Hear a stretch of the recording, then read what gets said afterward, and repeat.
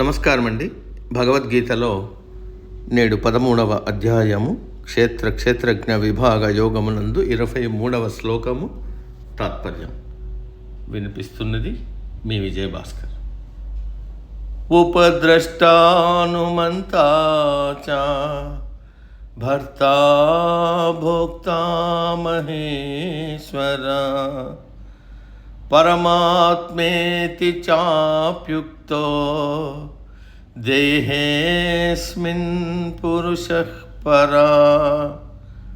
తాత్పర్యం: పరమాత్మ పురుషుడుగా ఈ దేహంలో ఉన్నప్పటికీ ఆ పురుషుడు వేరు, దేహము వేరు అని మనోబుద్ధి అహంకారాలతో ఈ దేహం చేసే పనులను కేవలం సాక్షిగా చూస్తున్నాడని, మనసుతో శరీరంతో ఏ పనిని చేసినా పట్టించుకోడని, భరిస్తుంటాడని, ఆ కర్మల ఫలములను అనుభవిస్తుంటాడని చెప్పబడింది. అన్నిటికన్నా ముందు మనం గ్రహించాల్సిన విషయం, పరమాత్మ ఆత్మస్వరూపంగా ఈ శరీరంలో ఉన్నాడంటే ఈ శరీరం వేరు, శరీరంలో ఉండే పురుషుడు వేరు.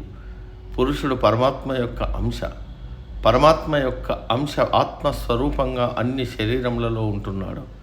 మనము చేసే పనులు అన్నీ సాక్షిభూతంగా చూస్తున్నాడు. ఎలా అంటే, మనకు ఏమీ తెలియదు అన్న విషయం మనకు తెలుసు, అలాగే నాకు అన్నీ తెలుసు అన్న విషయం కూడా కొంతమందికి తెలుసు. అలాగే నాకు నొప్పిగా ఉంది, నాకు కష్టంగా ఉంది, నాకు హాయిగా ఉంది, నాకు సుఖంగా ఉంది, నాకు తృప్తిగా ఉంది, ఈ విషయాలన్నీ కూడా నాకు తెలుసు. ఇంతకు ఈ నేను అన్నది ఎవరు?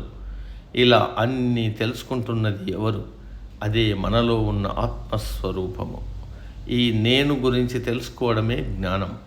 అందరిలో ఉన్న ఈ ఆత్మస్వరూపము మనము చేసే పనులు, అనుభవాలు అన్నిటినీ సాక్షిగా చూస్తూ వాటిని అన్నింటినీ ఆమోదిస్తుంది, ఏది కాదన్నదు. ఇది వరకు మనము చెప్పుకున్నాం. సూర్యుడి కాంతిలో మనం ఏమి చేసినా, అంటే మంచి పని చేసినా చెడు పని చేసినా ఆ కాంతి కాదనదు, అన్నిటికీ సమానంగా ప్రకాశాన్ని ఇస్తుంది.